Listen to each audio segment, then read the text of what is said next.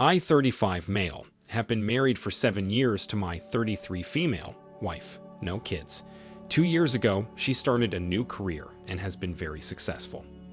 At the time she started, she mentioned a man that she worked with, but said on more than one occasion that he was a jerk and that she didn't like to work with him. Since then, she softened a bit and really didn't mention him much. I felt like I had no reason for concern. I've always trusted my wife, and although our marriage is not perfect, I felt like we got along pretty well. Fast forward to about a month ago, I started noticing some changes in behavior. She was texting a lot more and never letting her phone leave her side. She seemed to have more things going on at night and on the weekends. She became cold toward me and wouldn't reciprocate any affection. And she lied to me several times about strange things. The last lie was when she was packing for a business trip, and I noticed she had purchased a new, much more revealing bathing suit than anything I'd ever seen her wear. I asked her about it, and she said she ordered it online. Not true, and once she tried it on, decided it wasn't appropriate for a business trip to Florida with her colleagues. So she left for the trip and took the bathing suit. While she was gone, I decided to do a little digging. I'd never in our entire relationship ever gone through my wife's things, but I'd had enough of all the lies. In one of her work bags, I found a drawing someone had done of her, almost like a caricature, but it was done on paper from a hotel. I also found a post-it note with driving directions to her male coworker's house written in her handwriting. I went through our bank statements and found that many times when she was supposedly at work, she was out to different restaurants around the city. This was enough for me to investigate further. I'm a private investigator by trade, and ethically I have no problem invading someone's privacy when confronted with reasonable suspicion of wrongdoing. I placed a GPS tracker in her car, legal in my state since the card is titled in my name. The Sunday after she got back from her trip, she told me she was going to work at a coffee shop and run some errands. Her car never came within 1 mile of a Chipotle, but when she got home, she walked in holding a Chipotle cup and confirmed she had eaten there. Then, on the following Tuesday, she told me she had to go to a company dinner and would be working late until dinner. The GPS showed her leaving work at 3:20 p.m. and driving to the restaurant, where her car remained until 9:00 p.m. The final straw came on the next Saturday. We were supposed to watch my niece play tennis at 8:00 a.m. She said she wanted to drive separately so she could leave the venue and go work at a coffee shop. After the match, she told me she was heading to X coffee shop and added a few details about why she wanted to go to that coffee shop. I said have a good day and went to my vehicle. Well, on the GPS, I watched as she drove directly to a Comfort Inn motel. I got to the Comfort Inn and waited in an adjacent parking lot until I could confirm she was actually in the building and not sitting in her car. I called her from the lobby and asked, "How is X coffee shop?" She said it was good. Why? The only other thing I said was, "Come down here so we can get this over with." Once she came down, she said these exact words, "It's not what you think. He has to do this because he's been caught with other girls before." I asked what she was talking about, and she said that he always works in hotel rooms. She said that they didn't do anything physical, and that's when I told her to get out of my car. I drove away, and she called 50 times. I finally answered, and I told her that if she told me even one lie, I would hang up. She said that they did kiss once about 5 months prior, but that it was a mistake and didn't mean anything. She said again that they were just working. I asked how many times she had met him in hotels, and she said about 10 over the last 9 months. I then asked what she did on that Tuesday, and she became defensive. She said she was at work all day until the work dinner. I called her a liar and hung up the phone. She showed up in our house, where I was loading up my car with my belongings and my dog. She stood in the driveway refusing to move until I talked to her. She was in hysterics, crying and apologizing. I moved out that day and have been gone for a month. We have met a few times for her to try to explain things. However, when it becomes my turn to ask questions, she becomes very upset, gets defensive, and says things like, "Answering these questions isn't good for the relationship." She also lied about several of the details, even when the details seem completely inconsequential. I've called her out on the lies, and she accused me of trapping her by asking questions I already knew the answers to. Through all of this, she has remained constant that this was not a romantic relationship. She said that she became really good friends with this man and that he was helping her with her career. She admitted that their conversations would become inappropriate when they would talk about our marital issues. She admitted to texting him and deleting the texts, saying that they weren't romantic but could be seen as flirting. She said that she had been depressed for a really long time, and he was good at talking her out of those feelings and encouraging her in her work. I know I'm being lied to, but there's a part of me that believes her. It may be that I want to believe her because I love her, or I'm afraid of the truth. I'm really hung up on finding out the truth, but the reality is I don't see any way that I can get over the facts that I do know. So why does it matter? Am I losing my mind? Update. We are a month out from D-Day. I spoke with her last night, and here are the highlights. I asked if she had talked to the man over the last 4 weeks. She said that he didn't know that I showed up at the hotel on D-Day and called her out.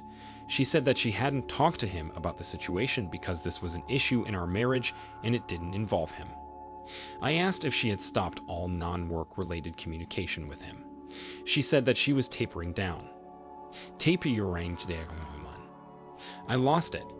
She said she felt like she had to taper down rather than no contact because he didn't know that I busted her. Infuriating. She then lied about a completely insignificant detail. I called her out on it, and I was 100% confident that she was lying. She denied it to the point of yelling and never relented. I left it and chalked it up as one more unresolved issue in this saga. Update 2. After she told me she was tapering off social communication with the other man, I hid a voice recorder in my house and left. Last night, I reviewed the tape and discovered my wife and this other man had spent well over an hour on the phone with each other over the course of at least 2 phone calls. My recorder died in the afternoon. I would assume they talked again in the evening, if not more. I didn't hear too many specifics from the phone call, but I did hear a few damning things.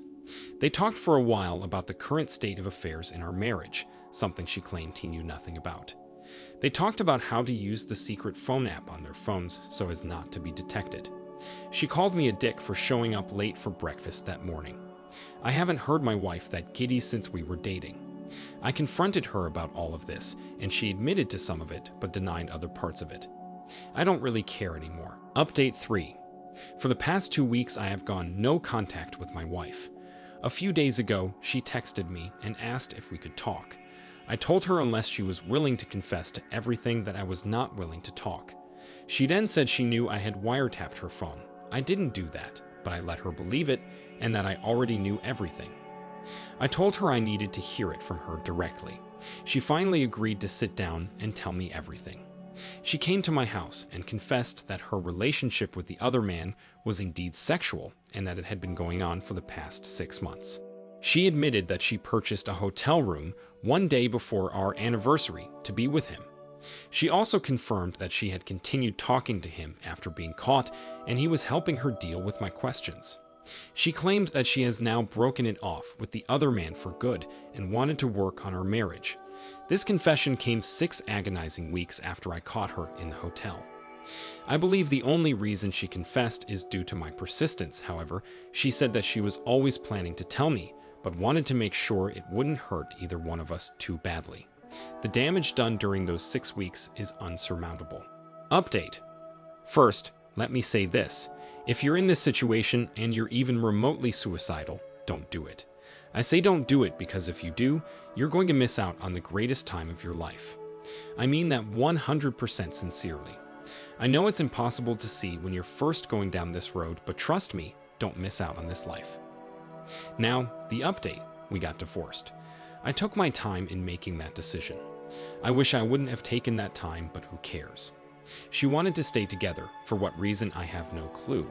She lied and gaslighted me for an eternity, and that torpedoed any reconciliation possibility for me.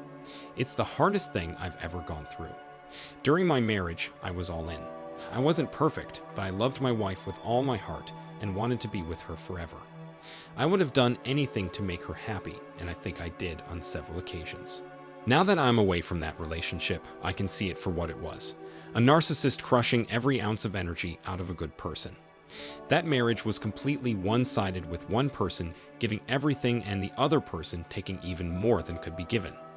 By the end of the marriage, I truly thought I was worthless as a partner. She degraded my profession, my personality, and my looks. Since getting divorced, my business has flourished, and I've been able to date women that I would have thought were way out of my league. I seriously thought I was ugly in part because of the way my ex-wife made me feel, but now I'm having gorgeous women much younger than me approach me in bars. I've been in a couple of wonderful relationships with great women. They ended amicably for general compatibility issues, but it illuminated how terrible of a partner my ex-wife really was. I don't have any contact with my ex anymore. I really don't even think about her very often. This divorce became contentious because she thought I was getting too much of the money even though I was taking less than 50% because I wanted it to go smoothly without breaking up businesses and retirements. Can you imagine that? Cheating on someone and then getting upset about the amount of money they're taking even though it's less than 50%. That hammered home for me that I was making the right decision and I needed to get away from that garbage as fast as possible. I lost friends in the divorce. Good riddance. Most took my side, but I don't care about those that didn't. They made it easy for me to jettison them. I lost my in-law family. This is one of the hardest parts. I really loved some of them, but I get it. I sent enough correspondence to AP's wife that I'm 100% confident she knows.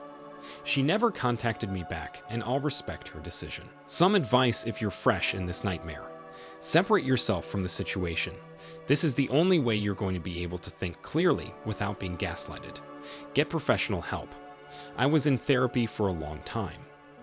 It held peace. I'm so much stronger now because of it. Surround yourself with friends and family as much as possible. Make healthy choices. Go to the gym. Limit drugs and alcohol. Get outside and try to sleep. Take people's advice, but make your own decisions. It's your life. There were some really dark days after D-Day, but after the initial heartache, it has been the best time of my life. I'm truly happy every day. If you're going through this and need some advice from a self-proclaimed expert, hit me up. I'm happy to help. A huge thanks to everyone here who helped me when I was struggling. Cheers. OP, congratulations and much success on this next chapter of your life. I think so many people will benefit from hearing stories from those who have emerged victorious and in one piece after the initial heartbreak and betrayal. There is life, oftentimes better, after divorce. You actually caught her in a hotel with AP, and she denied any wrongdoing. She is so delusional. Best of luck to you in your new life, OP. Thanks for sharing. Thanks for taking the time to listen to today's story. If you enjoyed the story, please don't forget to like and subscribe if you haven't already. If there is a story you would like to share with me, then do not hesitate to contact me. Take care, everyone.